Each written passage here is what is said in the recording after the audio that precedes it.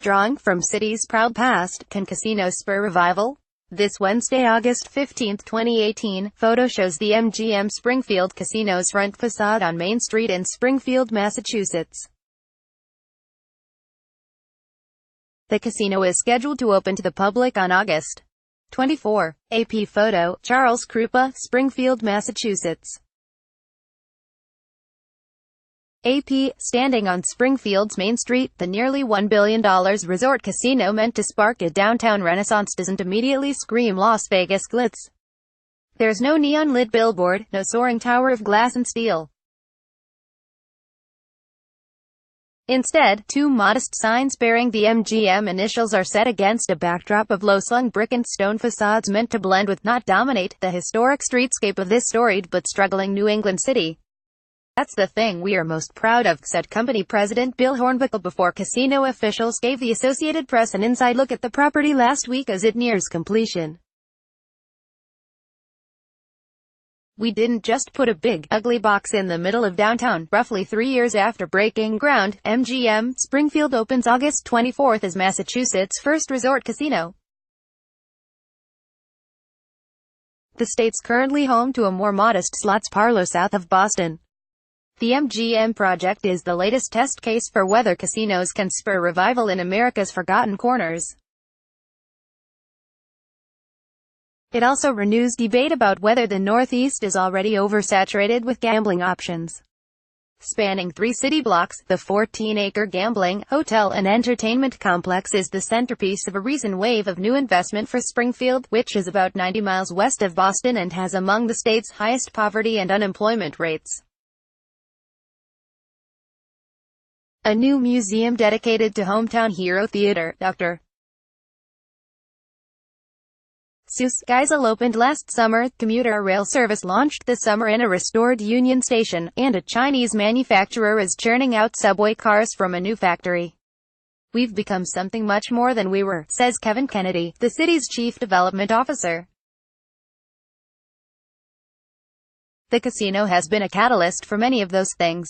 But it's an open question whether the casino can meet its lofty financial promises, including hundreds of millions in tax revenue to the state, say some industry watchers. Overall gambling revenues could come in 10 to 12% lower than the roughly $500 million annually the company projected 4 years ago, based on how regional casinos are currently performing, says Paul DeBole, a political science professor at LaSalle College in Newton, Massachusetts. A cautionary tale is upstate New York, where some casinos that recently opened with similar promises of economic revival have underperformed. At least 2 are already seeking a state bailout. "There is no question that the glamour of casino gaming is waning as it becomes a common commodity," says Clyde Barrow, a political science professor at the University of Texas Rio Grande Valley who has long studied the Northeast casino landscape. "The challenges of keeping patrons coming will only magnify when new entrants join the fray," adds Richard McGowan, a business professor at Boston College. Wynn Resorts is set to open a flashy, $2 billion facility in the Boston area next year, and the Native American tribes that own Foxwoods and Mohegan Sun are jointly proposing a third Connecticut casino just across the state line from MGM Springfield. MGM officials didn't immediately respond, but Hornbuckle, the company president, said in an earlier interview the Springfield casino reflects new tastes. "The gambling floor has more of the table games like blackjack and roulette favored by younger patrons and less slot machines than originally planned." The casino also doubles down on non-gambling entertainment, bringing a movie theater and bowling alley to a downtown lacking those amenities. Promises of major musical acts for the nearby arena. Stevie Wonder is among the early acts, and seasonal events for its outdoor plaza, like farmers markets and ice skating. And MGM Springfield's unusual design, which incorporates old downtown buildings and facades, is meant to set it apart and encourage downtown exploration. A castle-like armory building has been reborn as a centerpiece for the casino's outdoor plaza, while a historic brick church was uprooted and moved a few hundred yards to serve as another plaza anchor and retail space. Vintage artifacts and curiosities throughout the casino interior evoke Springfield's industrial and literary roots. Hotel rooms are adorned with quotations from Emily Dickinson, the Victorian-era poet who lived nearby, and references to the dictionary by Merriam-Webster, which is still headquartered in the city.